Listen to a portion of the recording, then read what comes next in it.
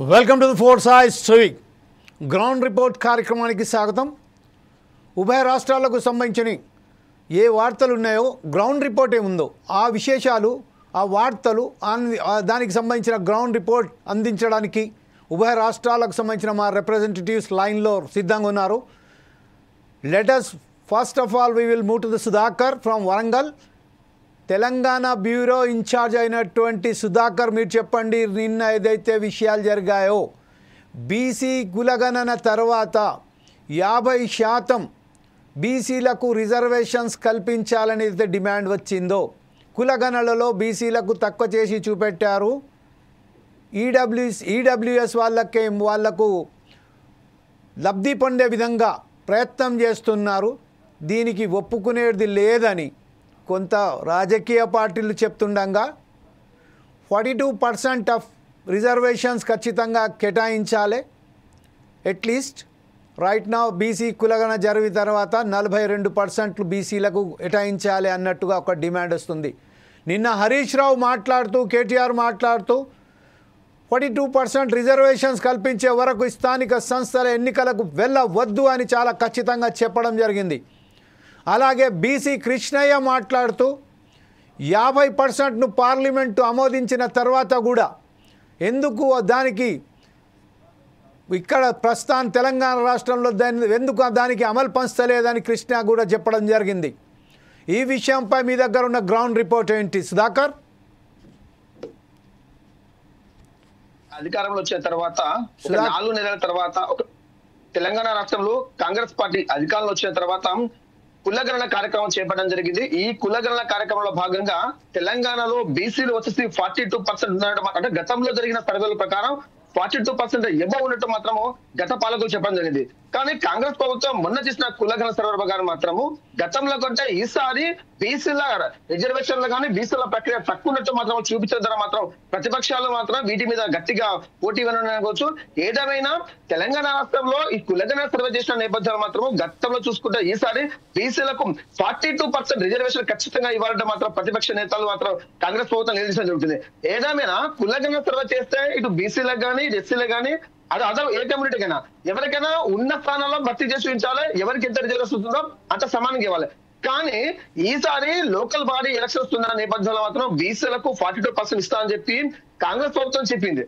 కానీ ఈ మొన్న జరిగిన సర్వేలో బీసీల రిజర్వేషన్ల ప్రకారంగా బీసీలు అంతమంది లేరంటూ ఒక వాదన వచ్చింది.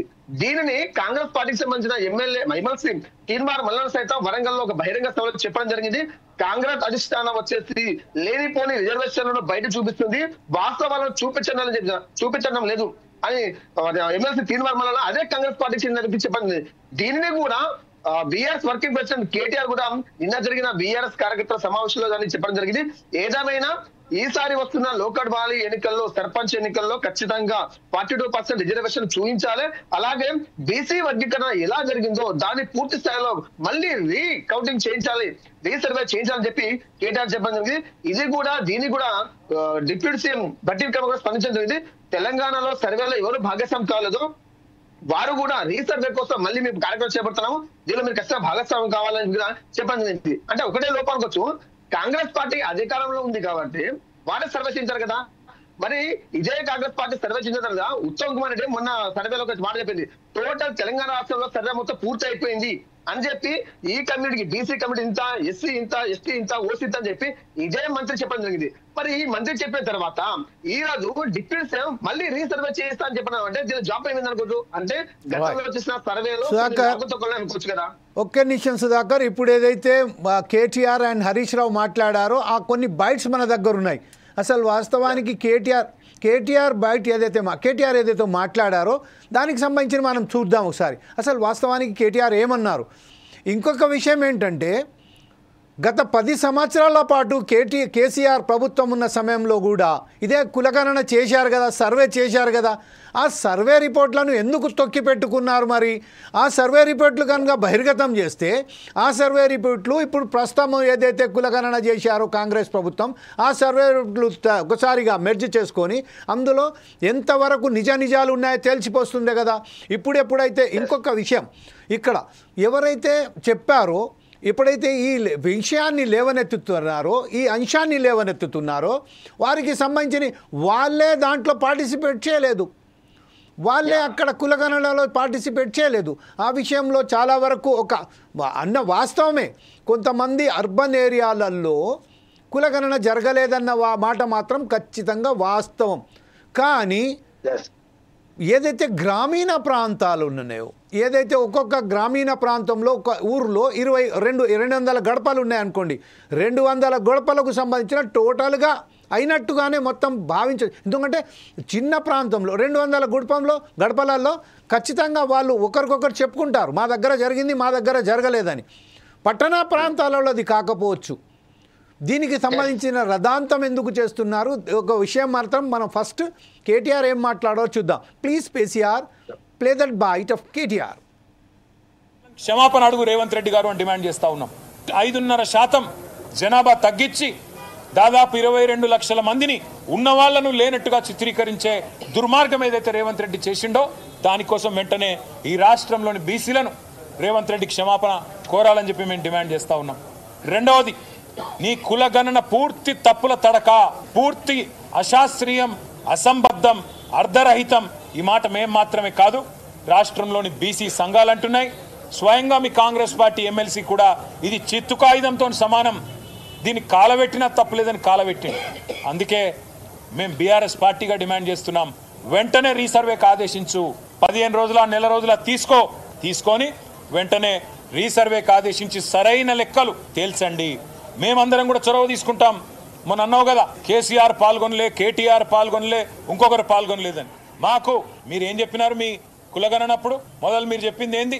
స్వచ్ఛందంగా ఎవరు ముందుకు వస్తే వాళ్ళు రండి, ఇచ్చేది ఏంటి అన్నావు. అయినా నాకు తెలియక అడుగుతా, కుంటి సాకులు అడగడం కాదు, కుంటి సాకులు ఎత్తకడం కాదు. కేసీఆర్ గారి ఎలక్షన్ అఫిడవిట్ నీ దగ్గరనే ఉంది, నా ఎలక్షన్ అఫిడవిట్ నీ దగ్గరనే ఉంది. నువ్వు ఎవరో పేర్లు చెప్పినావో వాళ్ళందరి ఎలక్షన్ అఫిడవిట్లు నీ కాడనే ఉన్నాయి. అయినప్పటికీ నీకు అంత బాధ ఉంటే మళ్ళీ రీసర్వే పెట్టు. మేమందరం కూడా, ఎందుకంటే మా బీసీలకు అన్యాయం జరిగినప్పుడు మేము కూడా, ఎందుకంటే నీకు సాకులు వెతకడానికి అవకాశం ఇవ్వద్దు కాబట్టి అందరం పాల్గొంటాం, అందరం కూడా నువ్వు కోరిన అన్ని వివరాలు ఇస్తాం. కానీ బీసీలకు అన్యాయం చేసి తప్పించుకునే ప్రయత్నం ప్రభుత్వం చేయొద్దని చెప్పి మేము డిమాండ్ చేస్తున్నాం. రీసర్వేకి ఆదేశించడంతో పాటు 42% రిజర్వేషన్ అని చెప్పి బీసీ డిక్లరేషన్లో ఏ మాట అయితే చెప్పినావో ఆ మాట ఖచ్చితంగా నిలబెట్టుకోవాలి. మొన్న నువ్వు అసెంబ్లీ పిలిచినప్పుడు మేము అనుకున్నాం చట్టబద్ధత కల్పిస్తావేమో, 42% రిజర్వేషన్ బిల్లు తెస్తావేమో అనుకున్నాం. నువ్వు బిల్లు తేలే, కేవలం సొల్లు మాత్రమే తెచ్చినావు. ఓ స్టేట్మెంట్ అని చెప్పి పట్టుకొచ్చినావు, ఏదో నిమిషం చదివినట్టు చేసినావు, అవతల పడ్డావు. అందుకే ఈ మార్చ్ మొదటి వారంలో కాంగ్రెస్ పార్టీ ఈ రాష్ట్రంలో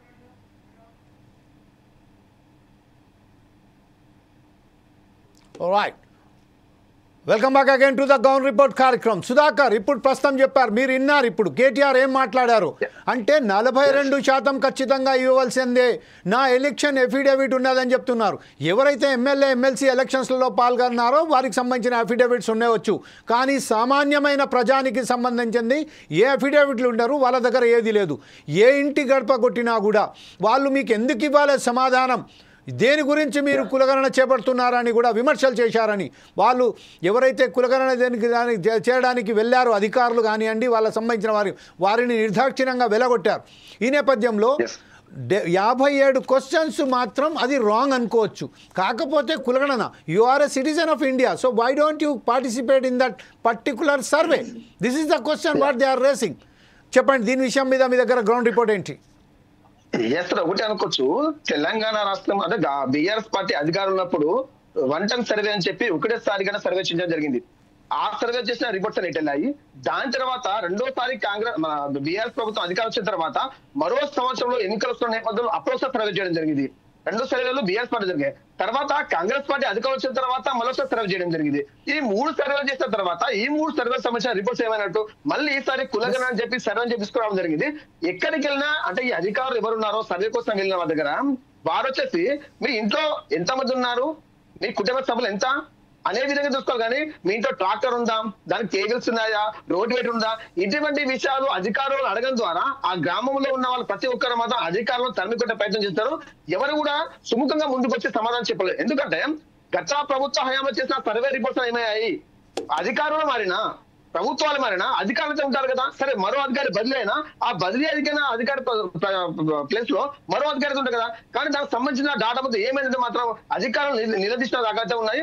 కానీ కాంగ్రెస్ ప్రభుత్వం వచ్చిన తర్వాత ఈ బీసీలకు 42% రిజర్వేషన్ ఇస్తా అని చెప్పి ఎక్కడ చెప్పారో రేవంత్ రెడ్డి, దాన్ని పూర్తి స్థాయిలో చేయాలి. దాని తర్వాతనే మళ్ళీ రీసర్వే చేసిన తర్వాతనే లోకల్ బాడీ ఎన్నికలు నిర్వహించడం మాత్రము బీఆర్ఎస్ వర్కింగ్ ప్రెసిడెంట్ కేటీఆర్ మాత్రం కాంగ్రెస్ పార్టీకి సవాల్ ఇస్తుంది అనుకోవచ్చు. ఏదేమైనా తెలంగాణ రాష్ట్రంలో ఈ మధ్య కాలంలో మాత్రం రాజకీయ వర్గ పోరు కొనసాగుతుంది. ప్రతిపక్షాలు మాత్రం అధికార పార్టీ మాత్రం నిప్పులు చేసే ప్రయత్నం చేస్తున్నారు అనుకోవచ్చు. ఏదేమైనా ఈ కులగణన సర్వే ఎక్కడ చేశారో, అలాగే ఈ బీసీలకు 42% రిజర్వేషన్ ఎక్కడ ఉందో, ఈ ప్రక్రియ పూర్తయిన తర్వాతనే, ఈ రీసర్వే పూర్తయిన తర్వాతనే ఎన్నికలు సజావుగా నిర్వహించాలని చెప్పి కేటీఆర్ కూడా జరిగింది. దీనికి డిప్యూటీ సీఎం బట్టి విక్రమార్క కూడా నేను ఒక మాట చెప్పడం జరిగింది. మార్చి 1st వీక్ నుండి మళ్ళీ రీసర్వే చేయిస్తాము. ఎప్పుడు ఈ భాగస్వామి కాలంలో సర్వేలో వారు ఖచ్చితంగా భాగస్వామి మీ యొక్క నివేదిక ప్రభుత్వానికి ఇవ్వాలంటే మాత్రం చెప్పడం జరిగింది. ఇప్పుడు మనం చూస్తున్నాం ఒక విషయం ఏంటంటే సుధాకర్, ప్రస్తుతం ఏదైతే ఉన్నదో కుల గణనకు సంబంధించిన విషయంలోనే మాట్లాడితే, ఏదైతే 15 నెలల పాటు కాలయాపన చేశారో స్థానిక సంస్థలకు ఎన్నికల సంబంధించింది గతంలోనే వెళ్తే బాగుంటుండే. ఇప్పుడు ప్రస్తుతం ఏదైతే గవర్నమెంట్కు ఇన్కంబెన్సీ పాల్తుండే, అంటే గవర్నమెంట్కు ఒక వ్యతిరేకత ప్రజలలో వస్తుంది. ఇంకొక కాలయాపన చేసి ఇంకో 4-5-6 నెలలు ఇట్లనే కేసీఆర్ అంటే బీఆర్ఎస్ ఏం చేస్తున్న రాజకీయంగా దీన్ని కాంగ్రెస్ మీద దెబ్బతీయడానికే ప్రస్తుతం కాలయాపన చేసుకుంటూ రిసర్వే చేపియండి, తర్వాత ప్రజలలోకి వెళ్ళండి, మళ్ళొకసారి స్థానిక సంస్థలో వెళ్ళండి అన్నట్టు ఒక వాదనలు తీసుకున్నట్టుగా ప్రజా సంఘాల వాళ్ళు చెప్తున్నారు. ఈ విషయంపై మీ దగ్గర ఉన్న గ్రౌండ్ రిపోర్ట్ ఏంటి? సరే, ఇప్పుడు దీని 2 విధాలు చూసుకోవచ్చు. ఒకటి, కాంగ్రెస్ పార్టీ అధికారంలో వచ్చేసి 13 నెలలు దాటి 18 నెలల కాలం దగ్గరకు వచ్చింది. బీఆర్ఎస్ ప్రభుత్వం 10 సంవత్సరాల కాల వ్యవధిలో చేయలేని బ్యాంకు రుణాల మాఫీలు కానీ, అలాగే ఉద్యోగాల భర్తీ కూడా కాంగ్రెస్ ప్రభుత్వం చేయడం జరిగింది.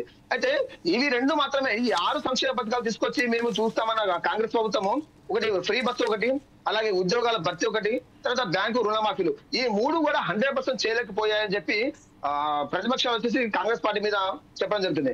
కానీ 10 సంవత్సరాల కాల వ్యవధిలో ప్రభుత్వం బీఆర్ఎస్ ఉన్నప్పుడు ఏ ఒక్క నోటిఫికేషన్ ఇచ్చి కూడా ఉద్యోగాల భర్తీ చేయలేదు. అలా ప్రభుత్వాల మీద విరక్తి చెంది బీఆర్ఎస్ పార్టీ తిరస్కరించడం జరిగింది. కానీ ఈసారి కాంగ్రెస్ పార్టీ అధికారం వచ్చిన తర్వాత ఈ 14 నెలల కాల వ్యవధిలోనే ఎంతో కొంత అయితే మాత్రం వీలు చేసింది అనుకోవచ్చు. కానీ ప్రజలకు మాత్రం వ్యతిరేకత వస్తుంది.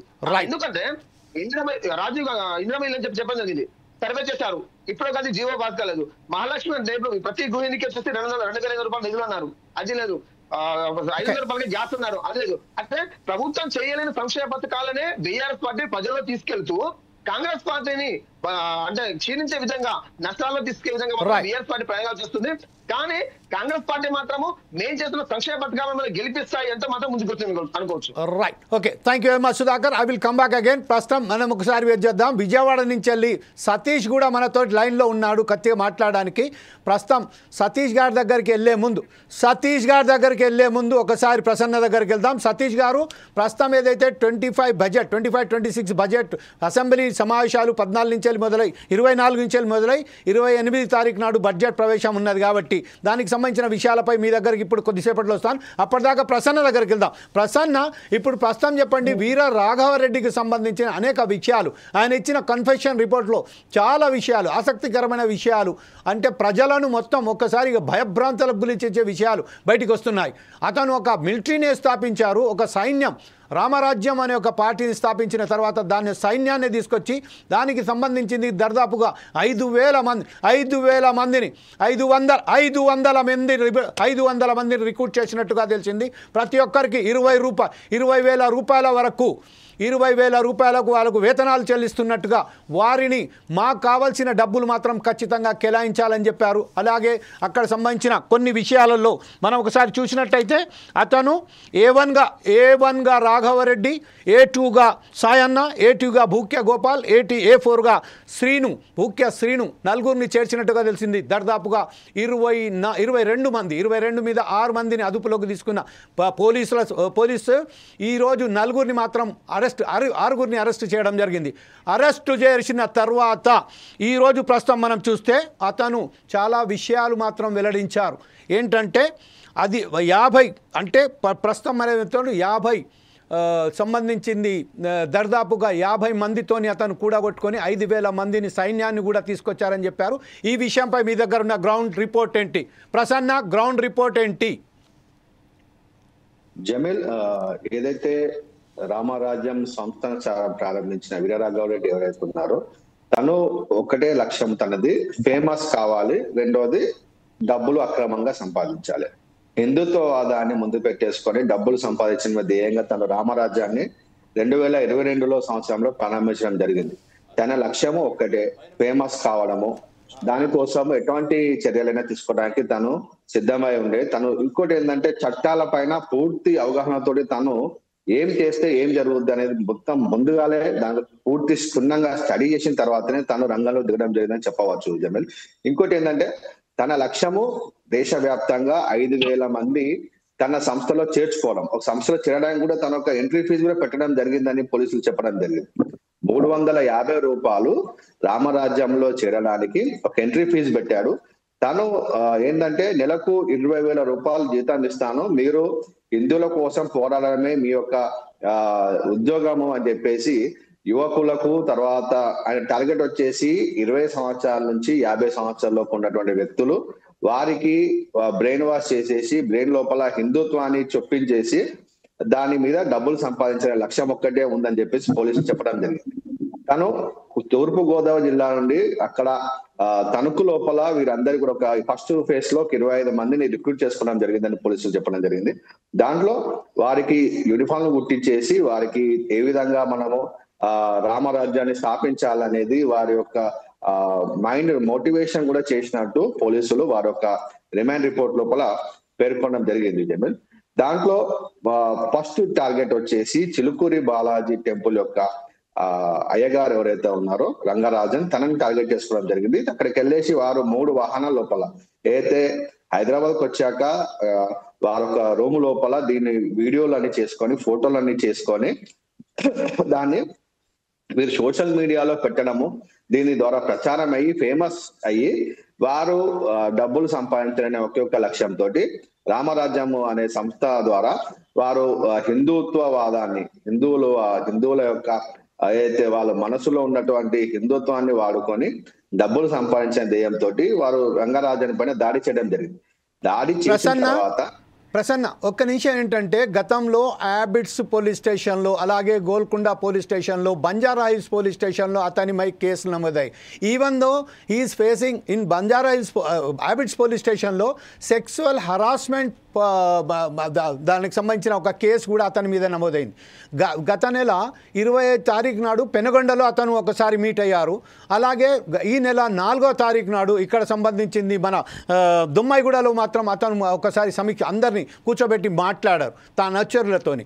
20 సంవత్సరాల నుంచి వెళ్ళి 50 సంవత్సరాల వరకు ఉన్నవారు రోజుకు ఒక 5 కిలోమీటర్ల పాటు నడిచే వారిని రిక్రూట్మెంట్ చేసుకుంటూ ఇన్ని విషయాలు చేస్తున్నప్పటికీ ఏదైతే ఏజెన్సీస్ నిఘా వర్గాలు ఉన్నాయో వారు ఆంధ్రప్రదేశ్కు సంబంధించింది. అంటే ఇంకొక విషయం I want to add it, ఏదైతే భీమవరంకి సంబంధించిన కలెక్టర్ని కూడా అరెస్ట్ చేశారని స్వయంగా తనే సిఐకు ఫోన్ చేసి చెప్పడంతో ఎవరైతే సిఐ దానిని పోయినాక అతను ముట్టడి చేస్తే అక్కడ కలెక్టర్ వీనను ఎంత ప్రియారిటీ ఇవ్వకుండా చెప్పారు. ఈ విషయంలో ఇవంతా చేసిన తర్వాత కూడా ఇన్ని సంఘటనలు ఇతని మీద ఉన్నప్పటికీ, కేసులు కూడా నమోదై ఉన్నప్పటికీ ఇతని మీద యాక్షన్ ఎందుకు తీసుకోలే? నిఘా వర్గాల ఫెయిల్యూర్ ఇది ఖచ్చితంగా కనపడుతుంది. ఈ విషయంపై గ్రౌండ్ రిపోర్ట్ ఏంటి? జమీల్, ఏదైతే వీరరాఘవరెడ్డి అనే వ్యక్తి చట్టాల పైన పూర్తి అవగాహన ఉన్నది. తనకు ఏది చేస్తే ఏం జరుగుతుంది, ఎలా తప్పించుకోవచ్చు, చట్టాల్లో ఉన్న లొసుగులు తనకు పూర్తిగా తెలుసు కాబట్టి తను పోలీసులు అతను అరెస్ట్ చేసిన చట్టాలను ఉపయోగించేసి తను తప్పించుకుంటా ఉన్నాడు. ఇది ఏంటంటే తను ఒక పూర్తి స్థాయిలో అక్రమాలు చేయడానికి ప్రిపేర్ అయిన తర్వాత తను రంగంలో దిగిండు అని చెప్పవచ్చు. తన లక్ష్యం వచ్చేసి హిందువుల నుంచి హిందుత్వవాద ముసుగు లోపల కోట్ల రూపాయలు సంపాదించాలి అనేది ఒక లక్ష్యాన్ని పెట్టుకొని తను దిగాడు. దాంట్లో ఆయన బ్యాక్గ్రౌండ్ వచ్చి క్రిమినల్ బ్యాక్గ్రౌండ్, పోలీసులు తనను వాచ్ చేస్తున్నా గానీ వాళ్ళు అరెస్ట్ చేసిన వారి యొక్క చట్టము ఏం చెప్తుందో చట్టం ప్రకారమే పోలీసులు పోవాల్సి ఉంటుంది. కాబట్టి చట్ట ప్రకారం వాళ్ళు చర్యలు తీసుకుంటున్నా చట్టాలలో ఉన్నటువంటి లొసుగులను ఉపయోగించేసి వీరరాఘవరెడ్డి అనే వ్యక్తి బయట తిరుగుతా ఉన్నారు. అది మనం గమనించాలి. అది ఏం చేస్తుందంటే ఏవైతే యువకులు హిందువులకు ఏదైనా చేయాలి అనేటువంటి ఆలోచన ఉన్న యువకులని ఆకర్షించడము, తర్వాత రంగరాజాన్ని దాడి చేసిన తర్వాత ఆలస్యంగా వెలుగులోకి ఎలా వచ్చింది? ఆ వీరరాఘవరెడ్డి అనే వ్యక్తి వాళ్ళ టీమే ఫేస్బుక్ లోపల ఆ వీడియోని పోస్ట్ చేయడం జరిగింది. ఇది చిలుకూరు బాలాజీ టెంపుల్ అయ్యగారు అయితే రంగరాజు ఉందో తనని దాడి చేసినటువంటి వీడియోని వారే స్వయంగా పోస్ట్ చేశారు. అప్పుడు ప్రపంచానికి తెలిసింది ఆ విషయం. రంగరాజన్ బయటికి మొదట చెప్పలేదు. ఆ వీడియో పోస్ట్ అయిన తర్వాత అప్పుడు తను స్పందించి ఈ ఇష్యూని పెద్దగా చేయొద్దని నేను ఆగానని చెప్పేసి చెప్పడం జరిగింది. అంటే వీరి ఉద్దేశం ఏంటి అంటే త్వరగా ఫేమస్ కావాలి, త్వరగా ఫేమస్ అయ్యి రాష్ట్రం లోపల ఆయన ఆలోచన ఎలా ఉంటుందంటే వీరు ఒక దాని ఏమంటారు అంటే ఫేమస్ గా ఇప్పుడు ఏదైతే డాన్స్ ఉంటారు కదా, డాన్స్ లాగా ఈయన కూడా ఒక డాన్ అయిపోవాలి అనే ఉద్దేశం ఆయన మనసులో ఉన్నట్టు పోలీసులు చెప్పడం జరిగింది. ఇది ఏంటంటే యువకులను దాన్ని మార్చడానికి ఒక ఉగ్రవాదు లెక్క మారినట్టే వీరందరూ కూడా చెప్పాలంటే హిందుత్వం అనేది అందరినీ కూడా సమాంతరంగా అన్ని మతాలను సమానంగా చూసేటువంటి మతము హిందూ మతం. అటువంటి హిందూ మతం లోపల ఉన్నటువంటి యువకులను వారి యొక్క okay, thank you Satish, thank you Prasanna. ఇప్పుడు మనం సతీష్ దగ్గరికి వెళ్దాం. సతీష్ దగ్గరికి వెళ్ళి మాట్లాడే ముందు ఒకసారి ధనలక్ష్మి గారు కూడా మనతో ఇప్పుడు వచ్చేసారు నెల్లూరు నుండి మనకు సంబంధించిన గ్రౌండ్ రిపోర్ట్ అందించడానికి. ధనలక్ష్మి దగ్గరికి వెళ్ళే ముందు ఒకసారి సతీష్తో మాట్లాడదాం. సతీష్, ఈరోజు చెప్పండి, 24 నాడు ఏదైతే అసెంబ్లీ సమావేశాలు మొదలు కాబోతున్నాయో దానికి సంబంధించి 28 నాడు బడ్జెట్ ప్రవేశపెట్టడానికి నిన్న పయ్యావుల కేశవ్తోని, ఫైనాన్స్ మినిస్టర్ పయ్యావుల కేశవ్తోని చంద్రబాబు నాయుడు గారు అందరితోని అక్కడ ప్రభుత్వ అధికారులతోని మీటింగ్ ఏర్పాటు చేశారు. మీటింగ్ ఏర్పాటు చేసిన తర్వాత అక్కడ సంబంధించిన ప్రస్తుతం మనం చూసినట్టయితే దేనికి ఎంత కేటాయించాలి, ఎలా బడ్జెట్ సమావేశాలు నిర్వహించాలి, ఉండవల్లిలోని తనకి రెసిడెన్స్లో సమావేశం ఏర్పాటు తర్వాత ప్రభుత్వ అధికారులకు సూచనలు ఇచ్చారు. ఏ విషయంపై, ఏ బడ్జెట్పై ఎలా చేయాలి, ఎలా మాట్లాడాలి. ఎందుకంటే ఇప్పుడే ప్రస్తుతానికి సంబంధించిన ప్రభుత్వం నుంచి, కేంద్రం నుంచి వెళ్ళి సరైన పద్ధతిలో బడ్జెట్ రాకపోవడానికి ఒక కీలక అంశంగా మారింది. ఆ నేపథ్యంలోనే ప్రస్తుతం ఈ బడ్జెట్ సమావేశాలను ఎంత సజావుగా తీసుకెళ్లాలి.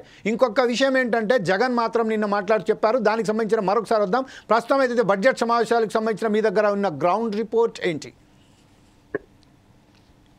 ఈ సంవత్సరం నుంచే తల్లికి వందనం అనే ఆ పథకాన్ని అమలు చేయాలని చంద్రబాబు నిశ్చయించి మరి దానికి సంబంధించిన బడ్జెట్ కేటాయింపుల్ని వాటన్నిటినీ కూడా సిద్ధం చేయమని చెప్పి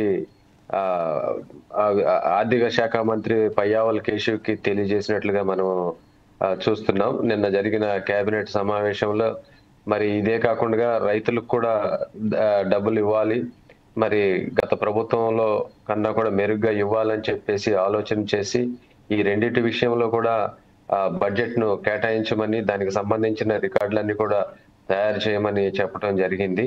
మరి దాదాపుగా మరి 53,80,00,000 మంది మరి ఉన్నారు ఈ పిల్లలకి ఇవ్వాల్సిన వారు. సుమారుగా మరి గత ప్రభుత్వం అయితే ఒకరికే చెల్లించింది. ఇప్పుడైతే మరి ఎంతమంది పిల్లలు ఉంటే అంతమందికి ఇస్తారని మరి చెప్పారు. మరి తర్వాత మరి ఆ బడ్జెట్ కేటాయింపుల్లో ఎంతమందికి ఇస్తారనే దాని మీద కూడా అనుమానాలు ఉన్నాయి. మరి ఇప్పటికే ఒక విద్యా సంవత్సరం అయిపోయింది.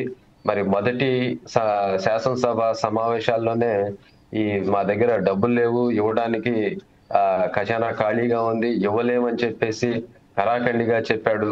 మరి ప్రజల నుంచి అనేక సమస్యలు వస్తున్నాయి. మరి వాటి నుంచి వచ్చే వ్యతిరేకతనంతటిని కూడా తొలగించుకోవడానికి మరి ఈ మాట చెప్పినట్టుగా తెలుస్తుంది. మరి పిల్లలకి ఇప్పటికే ఒక విద్యా సంవత్సరం నష్టపోయారు. మరి రానున్న విద్యా సంవత్సరంలో జూన్ నెలకే మరి పిల్లలందరికీ కూడా అమ్మఒడి, గత ప్రభుత్వం ఇచ్చిన అమ్మఒడిని ఇప్పుడు తల్లికి వందనంగా మార్చారు. మరి దాన్ని 15,000 రూపాయలు మేము ఎంతమంది పిల్లలు ఉంటే అంతమందికి ఇవ్వడానికి మేము సిద్ధంగా ఉన్నామని తెలియజేశారు. రైట్ సతీష్, ఇప్పుడు ఇంకొక విషయం అంటే సూపర్ 6 స్కీమ్ ఏదైతే ఉన్నదో ఆ స్కీమ్ ప్రకారం తల్లికి వందనం కానివ్వండి, సుఖీభవ కానివ్వండి, అన్నదాత కానివ్వండి, లేకపోతే తెలంగాణ రాష్ట్రంలో అయితే ఫ్రీ బస్ ఇస్తున్నారో దానికి అనుసరించి ఆంధ్రలో కూడా ఫ్రీ బస్ ఇవ్వాలి మహిళలకు అని ఒక పెద్ద డిమాండ్ కూడా ఉంది. దీనికి వారికి సంబంధించిన స్పందించిన ఆంధ్రప్రదేశ్ ప్రభుత్వం కూడా మహిళలకు ఫ్రీ ఉచిత బస్సు సర్వీస్ కూడా ఇస్తామని చెప్పారు. ఇప్పుడు మీరు చెప్తున్నట్టుగా బడ్జెట్లో చాలా లోపాలు ఉన్నాయి. బడ్జెట్ సంబంధించిన కేంద్రం రాష్ట్ర ప్రభుత్వం దగ్గర ఖజానా ఖాళీ అయి ఉన్నది. ఈ నేపథ్యంలోనే ఈ స్కీమ్స్ సుఖీభావ కానివ్వండి, అన్నదాత కానివ్వండి, తల్లికి వందనం అనేది కానివ్వండి, లేకపోతే ఏదైతే ఫ్రీ బస్ సర్వీస్ అని ఇది ఎలా ఇంప్లిమెంట్ చేస్తారు, ఈ ప్రజలకు ఎట్లా చేరదీస్తారు? అసలు ఖజానా ఖాళీ ఉన్నప్పుడు ఈ విషయంపై మీ దగ్గర గ్రౌండ్ రిపోర్ట్ ఏంటి? పాలక వర్గాలు కాకుండా ప్రతిపక్షాలు ఏమంటున్నాయి? ఇప్పటికే అనేక సార్లు అనేక సందర్భాల్లో ఇస్తామని చెప్పారు, కానీ ఇప్పటి వరకు కూడా అమలు ఆచరణలో పెట్టలేదు. వాటిని ఫ్రీ బస్సు విషయానికి వస్తే 2-3 దఫాలుగా వాటిని చర్చించినట్లుగా తెలిసింది, కానీ ఇది అమలు చేసే విధానంలో మరి ఎన్నో ఇబ్బందులు ఉన్నాయి. దానికి సంబంధించిన ఆర్థిక విధానాలు సహకరించవు కాబట్టి ఇచ్చే ఆలోచన లేదని చెప్పేసి ప్రజలు భావిస్తున్నారు. అలాగే ప్రతిపక్షం అంటే వాళ్ళు ఎప్పుడు కూడా చంద్రబాబు అబద్ధాలే చెప్తాడు, ఇది చీటింగ్ చేసి ప్రజల్లోకి వచ్చాడు, కానీ ఈ విషయాల్లో అతడు ఏమాత్రం కూడా నిబద్ధత లేని వ్యక్తి అని చెప్పేసి ప్రతిపక్షాలు చెప్తూ ఉన్నాయి. దాని ప్రకారంగానే ఇప్పటికిచ్చిన ఆ సూపర్ 6 అనేది చీటింగ్ 6 అని చెప్పి వాళ్ళు భావిస్తున్నారు. మరి అన్నదాత సుఖీభావ కానీ, ఫ్రీ బస్ కానీ, ఆడబిడ్డ నిధి కానీ, తల్లికి వందనం కానీ, నిరుద్యోగ భృతి కానీ, మరి ఇవి ఏవి కూడా అమలు చేయడానికి సిద్ధంగా ఉన్నట్టుగా కనబడడం లేదు. ఎందుకంటే నేను నాకు సతీష్ జస్ట్ ఏ మూమెంట్ కానీ సతీష్ ఒక్క విషయం ఏంటంటే మన దగ్గర ఒక బైట్ ఉన్నది చంద్రబాబు మాట్లాడింది, అదొకసారి ప్లే చేసుకున్న తర్వాత మరి మీ దగ్గరకు వస్తాం. అప్పటిదాకా ఒక్క నిమిషం మాత్రం మీరు ఓపిక పట్టండి. PCR please play that bite. అనుకుంటాను నాకేం సంబంధం, ఏదో బాబు గారు చేస్తారనుకున్నా ఓటేసా చేయమనండి అని ఆలోచిస్తున్నారు. కానీ వాళ్ళ ఆలోచన తప్పులేదు, వాళ్ళ కష్టాలు తప్పులేదు, కానీ కొండే పరిస్థితులు ప్రతి ఒక్కరు అవగాహన చేసుకోవాల్సిన అవసరం ఉంది. ఒక వ్యక్తి వల్ల, ఒక పబ్లిక్ పాలసీ వల్ల ప్రజల జీవితాలే మారిపోతాయి, తారుమారవుతాయి. 5 ఏళ్లు విలువైన సమయం పోయింది, మళ్ళా తిరిగి కోలుకోలేని సమయం. 15% గానీ మళ్లీ గ్రోత్ వచ్చుంటే ఎక్కడికి వెళ్ళేవాళ్ళం? ఇన్ని ఇబ్బందులు వచ్చేటివి కాదు. ఇప్పుడు వచ్చిన తర్వాత 3-4 ప్రోగ్రాంలు వెల్ఫేర్ చేశాం సూపర్ 6 లో, మిగిలినట్టు కూడా చేయాలి, దానికి కూడా డేట్స్ ఇచ్చాం, అవి కూడా వర్కౌట్ చేస్తున్నాం, అవి కూడా చేస్తాం. ఏ విధంగా తీసుకెళ్లాలో తీసుకెళ్లి మళ్ళా welcome back to ground report. ప్రస్తుతం మనం సతీష్ దగ్గరకు ఉన్నాం. సతీష్, ఇప్పుడు మీరు విన్నారు చంద్రబాబు నాయుడు గారు ఏమన్నారో చాలా విన్నారు. ఒక విషయం ఏంటంటే చంద్రబాబు కూటమి ప్రభుత్వంలో బీజేపీ కూడా అతని తోడున్నది, జనసేన పవన్ కళ్యాణ్ పార్టీ కూడా అతని తోడున్నది. కాకపోతే ఎవరు కూడా దీని విషయంలో సరి అయిన పద్ధతిలో సహకరిస్తలేరు కాబట్టి అతను కేవలం ఓటేశాము తప్పుకున్నామన్నట్టుగా కాకుండా ప్రజలకు ఏదైతే స్కీమ్స్ మనం వాళ్ళకు ఇంట్రడ్యూస్ చేశామో ఆ ఇంట్రడ్యూస్ చేసిన స్కీమ్స్లను ప్రజలకు అందుబాటు వచ్చే విధంగా ప్రతి ఒక్కరు సహకరించాలని సభాముఖంగా కోరారు. ఈ విషయంపై మీ దగ్గర ఉన్న గ్రౌండ్ రిపోర్ట్ ఏంటి? సహకరించమని అధికారులకి వాళ్ళందరికీ కూడా చెప్పారు, కానీ తనకు వచ్చే పోలవరం ప్రాజెక్టు గురించి కానీ, రాజధాని నిర్మాణం గురించి కానీ వచ్చిన నిధుల్ని నేను సంక్షేమానికి ఇవ్వలేను అని చెప్పేసి ఖరాఖండిగా 2 వారాల క్రిందటే చంద్రబాబు ప్రకటించారు. అంతలోనే ప్రజల నుండి వచ్చే ఆ యొక్క వ్యతిరేకతను తొలగించుకోవడానికి మరి ఇప్పుడు ఈ డబ్బుల్ని మరి సంక్షేమ పథకానికి ఏ విధంగా ఇస్తారనే ప్రశ్న ఒకటి తలెత్తుతుంది. మరి ఇప్పుడు పిల్లలకి ఇవ్వాలంటే దాదాపుగా 1,80,00,000 కోట్ల రూపాయలను ధనాన్ని వెచ్చించాల్సి వస్తుంది. మరి ఈ ధనాన్నంతా కూడా మరి తను ఎక్కడి నుండి తీసుకొచ్చి ఈ పథకాలకి, సంక్షేమ పథకాలకి ఇవ్వగలడు అనే ప్రశ్న మాత్రం ప్రజల్లోనూ ప్రతిపక్షాలు కూడా భావిస్తున్నాయి. మరి తానైతే చెప్పిన మాట ప్రకారము ఇవ్వాలని అన్నాడు, కానీ కరెక్ట్ గా ఈ సూపర్ 6 ని ఎప్పటికీ అమలు చేస్తాడో లేకపోతే ఈ ప్రభుత్వం చివరి సంవత్సరం వరకు వేచి చూస్తాడో అనే దాని మీద అనుమానాలు ఉన్నాయి. Right Satish, will come back again to you. First మనం ధనలక్ష్మి గారి దగ్గరికి వెళ్దాం. ధనలక్ష్మి గారు, మీరు చెప్పండి, ప్రస్తుతం ఏదైతే ఉన్నదో జగన్ ఏదైతే ఉన్నదో చాలా ఒక బ్రహ్మాండమైన గ్యాప్ తర్వాత అతను ప్రజల్లోకి వచ్చేసి మాట్లాడుతూ ఏం చెప్పారంటే 2029లో వీఆర్ కమింగ్ బ్యాక్. అప్పటి వరకు ఎన్ని కష్టాలు వచ్చినా మనకు బెదిరించడానికి ప్రయత్నం చేస్తారు, మా మీద అనేక కేసులు పెడతారు. అయినప్పటికీ మీరు మాత్రం అసహనం వ్యక్తం చేయకండి. సహనంతో చాలా ఓపికగా మీరు ఈ కష్టాలను దీన్ని ఎదుర్కొంటే మాత్రం వచ్చే కాలం మనది అని ఒక చెప్పినట్టుగా జగన్ చెప్పారు. అయితే దీన్ని వ్యంగ్యంగా తీసుకుంటూ ప్రతిపక్షాలు మాత్రం ఎవరైతే ఇంకా అపోజిట్ పార్టీ ఉన్నారో వాళ్ళు ఏం చెప్పారంటే, కేవలం ఎప్పటికీ రాలేని స్థితిలో ఉన్న దశలో ఇతను ఒకసారిగా ఫ్రస్ట్రేట్గా అయ్యి బయటికి వచ్చిన ఈ విషయాలను బయట పెడుతున్నారు. ఒకవేళ కనుక అతను రావాల్సుకుంటే అసెంబ్లీకి వచ్చి మాట్లాడవచ్చు కదా, అసెంబ్లీలో తప్పించుకొని తిరుగుతూ ఈరోజు ప్రజలలో మరొకసారి అంటే అనావృష్టి అంటే దాదాపుగా ఒక విషయం చేద్దానికి ప్రయత్నం చేస్తున్నారు అని చెప్తున్నారు. ఆ విషయంపై మీ దగ్గర ఉన్న గ్రౌండ్ రిపోర్ట్ ఏంటి ధనలక్ష్మి? ఇవాళ ప్రభుత్వ హయాంలో ఒకవైపు సూపర్ 6 అన్నారు, సూపర్ 7 గాలికి ఎగిరిపోయాయంటున్నారు. ఎన్నికలు చెప్పిన మేనిఫెస్టో చెత్తబుట్టలోకి వెళ్ళిపోయాయి మొత్తం టోటల్. ప్రజలకు ఇచ్చిన మాట మోసాలుగా కనిపిస్తున్నాయి. మరోవైపు విద్య, వైద్యం, వ్యవసాయం, గవర్నెన్స్ ఇలా అన్ని వ్యవస్థల్లో తిరోగమనం కనిపిస్తున్నాయి. కేవలం ముఖ్యమంత్రి మారాలి, మారిపోయాడు. వైఎస్ఆర్ పక్కకు వెళ్ళి వచ్చిందని. అంతేకాదు ఈ ప్రభుత్వంలో ప్రతి ఒక్క వ్యవస్థ తిరోగమనం పోయింది. వైఎస్ఆర్సీపీ హయాంలో ఇచ్చిన పథకాలు రద్దు చేశారు. చంద్రబాబు అమలు చేస్తామన్న ప్రతి పథకం మోసం, అబద్ధం అంటున్న జగన్ చెప్తున్నారు. ఇవన్నీ బాబుపై 420 కేసు పెట్టాలి, కంపల్సరీ పెట్టాలంటున్న జగన్. ఇది సార్ ధనలక్ష్మి గారు, ఇప్పుడు ప్రస్తుతం మనం ఏదైతే చూసినట్టయితే జగన్ ఏలిన 5 సంవత్సరాలలో అనేక అవకతవకలు జరిగాయి. లక్షలాది కోట్లాది రూపాయలకు సంబంధించింది అక్కడ ఏదైతే ఉన్నదో జగన్కు సంబంధించింది అనేక ఘటనలు మనం చూసాము. అనేక విషయాలలో అక్కడ జాప్యం కూడా చూసాము. ఎలాంటి అభివృద్ధి చేయలేదనే జగన్ను పక్కన పెట్టారని చంద్రబాబు నాయుడు చెప్తున్నారు. ఈ విషయంలో ఇప్పుడు జగన్ ప్రస్తుతం ఏదైతే ఉన్నదో అసెంబ్లీకి వెళ్ళకుండా కేవలం తన పార్టీ క్యాడర్తో మాట్లాడుతున్నారు. ఈ విషయంపై మీతోని మరొకసారి సంప్రదించే ముందు జగన్ ఏదైతే మాట్లాడారో ఆ బైట్ను ఒకసారి చూద్దాం. Please PCR play that bite of Jagan.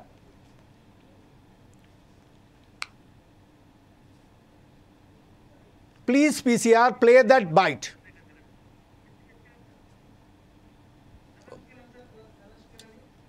Okay, thank you.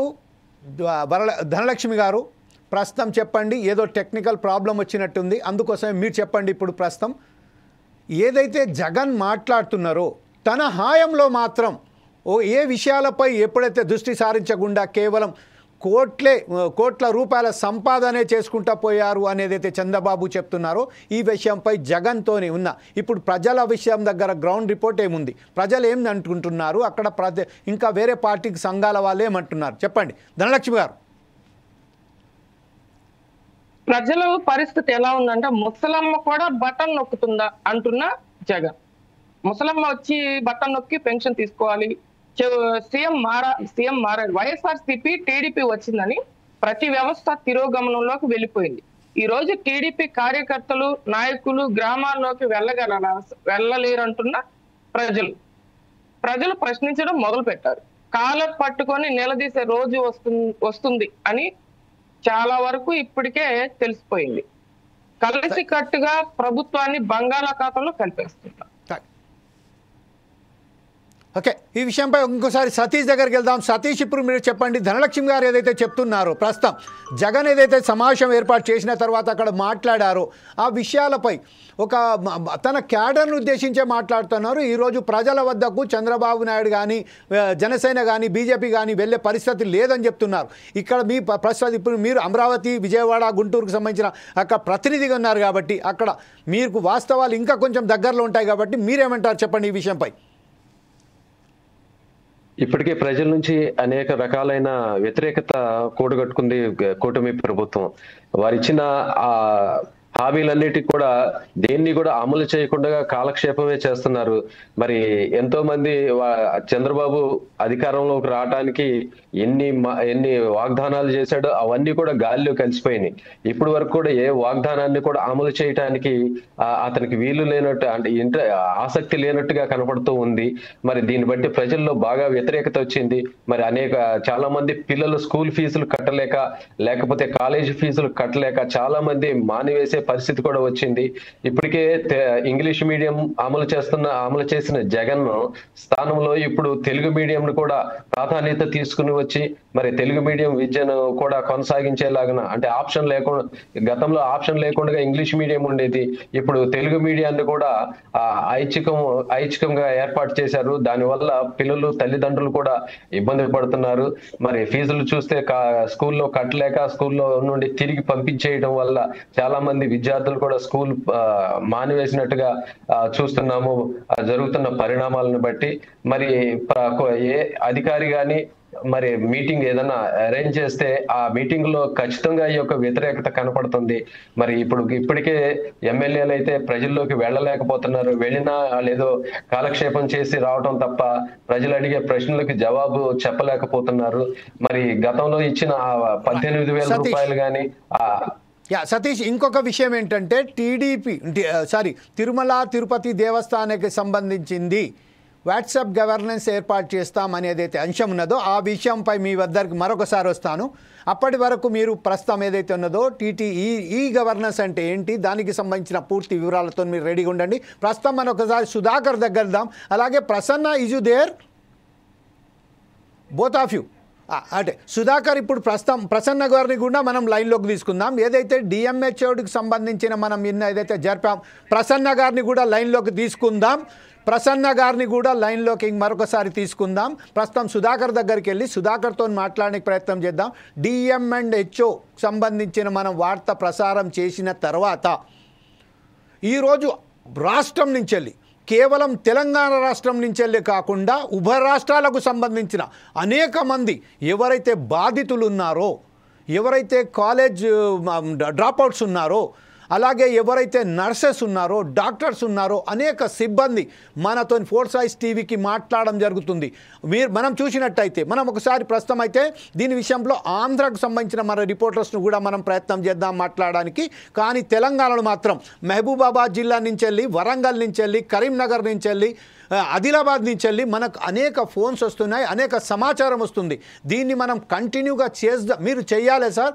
Four sides TV ఏదైతే నిన్న ప్రకటించిందో, నిన్న ఏదైతే ఒక అంశం తీసుకొని ప్రజలలోకి వెళ్ళిందో, ఆ అంశం మీద ఖచ్చితంగా ఇంకా మీకు సమాచారం ఇస్తాం, ఈ విషయాలను బట్టబయలు చేయండి అన్నట్టుగా అనేక మంది ఫోన్ చేసి, అనేక మంది మెసేజెస్ ద్వారా ఏదైతే మనకు మెసేజెస్ పంపిస్తున్నారో అందులో చూస్తున్నాం.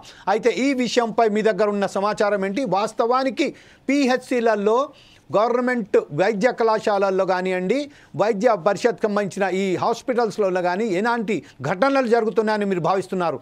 యాక్చువల్లీ గ్రౌండ్ రిపోర్ట్ ఏంటి? ఎందుకంటే you have done a very good job when you bring some of the facts of the Jangaon, Mahabubabad and Parkal medical issues. So please carry on. Yes sir, thank you sir. ఒకటి అనుకోవచ్చు, తెలంగాణ రాష్ట్రంలో BRS ప్రభుత్వం అధికారులకు ఈ నూతన జిల్లాలకు, అంటే ఏ నూతన జిల్లా ఉందో ప్రతి ఒక్క జిల్లాకు మెడికల్ కళాశాలలు ఏర్పాటు చేస్తారని చెప్పి నూతన కళాశాలను ఏర్పాటు చేసింది. అయితే కొన్ని కళాశాలలు వచ్చేసి పాత భవనాలను నిర్మాణం చేయడము, అంటే ప్రారంభించడము, మరికొన్ని జిల్లాల్లో మాత్రం నూతనంగా కొన్ని ప్రారంభించడం జరిగింది. ఈ ప్రారంభించిన దశలో ఏమవుతుందంటే ఈ 100 బెడ్ హాస్పిటల్ కు సంబంధించిన వాళ్ళతో లింకప్ తీసుకొని మెడికల్ కళాశాలలు కొనసాగిస్తారు. అయితే ఈ మెడికల్ కళాశాలలు ప్రారంభమయ్యా కానీ 100 బెడ్ కి సంబంధించిన హాస్పిటల్ లేకపోవడం వల్ల ఇదే మెడికల్ కాలేజ్ సంబంధించిన పరిసర ప్రాంతాల్లో ఆవరణలో మరొక హాస్పిటల్ ఏర్పాటు చేసేసి వీళ్ళకు, అంటే ఈ వైద్య విద్యార్థులు ఎవరు ఉంటారో వాళ్ళు అక్కడి నుంచి అడాప్ట్ చేసుకుని అక్కడి నుంచి వాళ్ళు రెసిడెన్సీ ద్వారా లోపలికి వెళ్ళాల్సి ఉంటుంది. కానీ తెలంగాణ రాష్ట్రంలో వచ్చిన తర్వాత కాంగ్రెస్ ప్రభుత్వం కానీ బీఆర్ ప్రభుత్వం కానీ ఏ ప్రభుత్వం అధికారంలో ఉన్నా ఈ వైద్య కళాశాలలు ఎక్కడున్నాయో వీళ్ళందరికీ వచ్చేసి విద్యార్థులు ఫుల్ఫిల్ అయిన తర్వాత దానిలో కొంచెం ఉద్యోగాలు భర్తీ చేయాల్సి ఉంటుంది. సో గవర్నమెంట్ ఏ ప్రభుత్వంలో కూడా ఇప్పుడు రెగ్యులర్ ఉద్యోగాలు ఏం లేవు కాబట్టి అవుట్ సోర్సింగ్ కింద కానీ కాంట్రాక్ట్ బేస్ కింద కొంతమంది ఉద్యోగాలు భర్తీ చేయడం జరిగింది. దీంట్లో డిఎంహెచ్ఓ డాక్టర్లు కానీ అలాగే సూపరింటెండెంట్ కానీ మరికొన్ని పైసలు అధికారులు వీళ్ళు ఏం చేస్తున్నారంటే మాత్రం ఉద్యోగాలు మీకు ఇస్తాము ఇది చేయాలని చెప్పి వాళ్ళ దగ్గర కొంత డబ్బులు దండుకుని ఏజెన్సీల ద్వారా డబ్బులు దండుకుని పెద్ద కూడా చేశారు. దీన్ని మన ఫోర్స్ ఎస్టీవీ గత సంవత్సరం నుంచి వెళ్ళే ఎక్స్క్లూజివ్ చూపించడం జరిగింది. అంతేకాకుండా లేనిపోని బిల్లులు పెట్టి అక్కడ నిర్మాణం చేపట్టరు. ఓన్లీ శిలాఫలకాలే ఉంటాయి, నిర్మాణం ఉండదు. కానీ అప్పటికే వాటి కోసం నిధులు ఆయా శాఖకు సంబంధించిన డిఎం వచ్చే పద్ధతిలో సుబ్రహ్మణ్య పద్ధతిలో నిధులు వస్తాయి. ఆ నిర్మాణం చేపట్టరు కానీ నిధులు ఏంటయ్యే వెళ్తలేదు. ఇటువంటి తెలంగాణ రాష్ట్రంలో సుమారుగా 7 ప్రదేశాల్లో కొనసాగుతున్నాయి. మనమే ఇదే ఫోర్స్ టీవీ టీం మొత్తానికి వచ్చి భూపాల్పల్లి, నర్సంపేట, మహబూబాబాద్, జనగామ ఇటువంటి పరిసర ప్రాంతాల్లో మనం వెళ్ళి కొన్ని గ్రౌండ్ రిపోర్ట్ చేయడం జరిగింది. అది కూడా ఒక 6 నెలల క్రితమే. అంటే ఎక్కడ ఈ నూతన కళాశాలలో వైద్య కళాశాల ప్రారంభమయ్యో ఆ ప్రారంభ దశలోనే ఈ అవకతవకలు జరిగాయంటే మాత్రం ఫోర్సెస్ గ్రౌండ్ రిపోర్ట్ బయటకు. అప్పటికి ప్రభుత్వాలకు చెప్పాం, ఫోర్సెస్ టీవీ ప్రతినిధులుగా ఫోర్సెస్ టీవీ యాజమాన్యం ప్రజాప్రతినిధులకు కానీ ప్రభుత్వం చెప్పడం జరిగింది. వైద్య కళాశాలలో అవకతవకలు జరుగుతున్నాయి, ఉద్యోగాల కాంట్రాక్ట్ బేసిక్ మనం కానీ అవుట్సోర్సింగ్ కానీ ఉద్యోగాల భర్తీలో లోపాలు ఉన్నాయి, వాళ్ళు డబ్బులు దండుకునే ప్రయత్నం చేస్తున్నారని చెప్పండి. అంతేకాకుండా ఈ హాస్పిటల్ సిబ్బంది ఎక్కడ ఉందో ఇది మనం ఎక్కడ పెరిగి పెట్టాము సిద్దిపేటలో ఇది చూస్తుంటే మాత్రం చాలా ఇంత ఉంది. ఒక రాష్ట్రం కాకుండా ఉభయ రాష్ట్రాల్లో సైతం దీనిలో కుంభకణం కొనసాగుతుంటే వైద్య శాఖలో ఎంత నిర్లక్ష్యం కొనసాగుతుంది, ఎంత మాఫియా కొనసాగుతుందో మనకి ఏర్పడుతుంది. రైట్ సతీష్, ఇప్పుడు సతీష్ దగ్గరికి వెళ్దాం. సతీష్, ఇప్పుడు చెప్పండి, ప్రస్తుతం ఏదైతే టీటీడీ అంటే తిరుమల తిరుపతి దేవస్థానానికి సంబంధించింది ఏదైతే గవర్నెన్స్ వాట్సాప్ గవర్నెన్స్ మొదలు పెడతాం, ఈ వాట్సాప్ గవర్నెన్స్ ద్వారా టికెట్లు, బస్సు టికెట్లు కానీ, రైలు టికెట్లు కానీ, సినిమా టికెట్లు కానీ కూడా దీని ద్వారా పొందొచ్చు అని ఏదైతే చెప్తున్నారు. ఇప్పటికే అనేక గందరగోళాలలో ఇంకొక విషయం ఏంటంటే నిన్న ఏదైతే ఒక స్పెషల్ సిట్ ఏర్పాటు చేశారో ఆ నెయ్యికి సంబంధించి నెయ్యి సరఫరా దాంట్లలో కూడా అవకతవకలు జరిగాయని సిట్ ఏర్పాటు చేసిన నేపథ్యంలోనే ఆ సిట్ అధికారులు కూడా ఈరోజు తిరుమల తిరుపతి దేవస్థానానికి చేరుకున్నట్టుగా మనకు తెలుస్తుంది. ఈ విషయంపై గ్రౌండ్ రిపోర్ట్ ఏంటి? ఇంకొక విషయం దాన్ని యాడింగ్ ఏంటంటే నిన్న ఏదైతే డిజిటల్గా ఏదైతే రేషన్ కార్డ్స్ తీసుకుంటున్నారో ఆ రేషన్ కార్డ్స్ డిజిటల్ ప్రింట్ తీసుకున్నా కూడా దాన్ని కూడా అసలుగానే పరిగణిస్తామని ఏదైతే లోకేష్ చెప్పారో దీని విషయంపై గ్రౌండ్ రిపోర్ట్ ఏంటి సతీష్ ప్లీజ్? ఇప్పటికే ప్రజలు ఆ కార్యాలయాలకు వెళ్లకుండా ఈ గవర్నెన్స్ ద్వారా మరి అనేక సదుపాయాలు పొందుకోవడానికి చంద్రబాబు నిర్ణయించారు. ఆర్టీసీ టికెట్లు అయితే ఇప్పటికే జరుగుతున్నాయి, ఈ గవర్నెన్స్ ద్వారానే టికెట్లు జరుగుతుంది. Just 1 second for a second. ఇదే విషయంలో ధనలక్ష్మి గారు మీరు రెడీగా ఉండండి. నల్లమల్ల ఫారెస్టులలో ఏదైతే పులులు ఉన్నారో పులుల సంచారం పెరిగిపోయింది. అక్కడ పులులకు సంబంధించిన దాదాపుగా 80 పులులు ఇప్పుడు మనకు తెలిసి వచ్చింది, అక్కడ ఉన్నట్టుగా తెలిసి వచ్చింది. అందులో 50 కన్నా ఎక్కువ ఈ పులులు ఉన్నట్టుగా పిల్లలు ఉన్నట్టుగా మనం గుర్తించాలని అధికారులు ఏదైతే వెల్లడించారో దీని మీద పూర్తి సమాచారంతో రెడీ ఉండండి. అప్పటిదాకా సతీష్ దగ్గరికి వెళ్దాం. సతీష్ చెప్పండి please, carry on. Tirumala Tirupati టికెట్లను కూడా ఈ గవర్నెన్స్ ద్వారా పొందుకునేటట్లుగా ఏర్పాటు చేయనున్నట్టు తెలిపారు. నిన్ననే విజయవాడ కనకదుర్గ ఆలయంలో కూడా ఈ గవర్నెన్స్ వాట్సాప్ నంబర్ కూడా ఇచ్చారు. వాటి ద్వారా ఈ సేవలను పొందుకోవచ్చని చెప్పేసి తెలియచేశారు. అలాగే మరి అన్ని సినిమా టికెట్లు అన్ని రకాలైన టికెట్లను కూడా ఈ గవర్నెన్స్ ద్వారానే పొందుకోవడానికి ప్రభుత్వం ఏర్పాట్లు చేస్తూ ఉంది. మరి నిన్న జరిగిన ఆ సిట్ ఏదైతే తిరుమల తిరుపతి దేవస్థానానికి సంబంధించిన నెయ్యి కల్తీ విషయంలో మరి ఇప్పటికే 3 అరెస్ట్ చేయడం జరిగింది. మరి ఈ తెలుగుదేశం ప్రభుత్వం వచ్చిన తర్వాత రిసీవ్ చేసుకున్న ఆ నెయ్యిలోనే మరి కల్తీ జరిగింది. మరి దీనికి బాధ్యత ఎవరు వహించాలి? మరి ఏదైనా అక్కడ తిరుమల ఆలయంలో జరిగే ఆ కెమికల్ టెస్ట్లు కానీ వాటన్నిటి నిమిత్తం కూడా అక్కడ అధికారికంగా అక్కడ ల్యాబ్లు ఏర్పాటు చేశారు. మరి అవి ఎందుకు గుర్తించలేకపోయాయో తెలియదు. కానీ ఇప్పుడు ఈ ఏర్పాటు చేసిన ఈ సిట్ ద్వారా ఇంకా లోతుగా దాన్ని విచారించి దాన్ని ఎలాగైనా న్యాయం చేయాలో లేకపోతే దానికి సంబంధించిన నేరస్తుల్ని ఏ విధంగా పట్టుకోవాలనే దాని మీదే సిట్ అధ్యయనం చేస్తున్నట్టుగా తెలుస్తూ ఉంది. రైట్, ఒకసారి మనం ప్రస్తుతం అనేది మనం ధనలక్ష్మి గారి దగ్గరికి వెళ్దాం. ధనలక్ష్మి గారు, ఇప్పుడు చెప్పండి, నల్లమల్ల ఫారెస్ట్లలో కనీసం ఒక 50 పులులను గుర్తించారని చెప్పారు, 80 పులులను, అలాగే 50 పులి పిల్లలను కూడా గుర్తించారని చెప్పారు. దీని మీద ఒకవేళ సమాచారం ఉంటే దీనికి రెడీ ఉండండి, లేకపోతే మరొక అంశంపై మనం రేపు ఈ విషయంపై పూర్తిగా మనం సమాచారం మన వ్యూవర్స్కు అందజేయడానికి ప్రయత్నం చేద్దాం. ఇప్పుడు ప్రస్తుతం మన దగ్గర సుధాకర్ దగ్గర వెళ్దాం. సుధాకర్, ఈ రోజు please carry on if you have any information specific. ఆరోగ్య విషయంకి వస్తే వైద్యం నిన్న వికలాంగులు జీజీహెచ్ లో వికలాంగులు మళ్ళీ రీవెరిఫికేషన్ పెన్షన్ కోసం రీవెరిఫికేషన్ అని మొత్తం ఒక 200 మంది వికలాంగుల్ని కనీస భోజన సదుపాయం కూడా లేకుండా హాస్పిటల్లోనే కూర్చొని పెట్టి చోద్యం చూస్తుంది ప్రభుత్వం. ఎక్కడ అది? మన నెల్లూరు జీజీహెచ్ లో. Okay, right.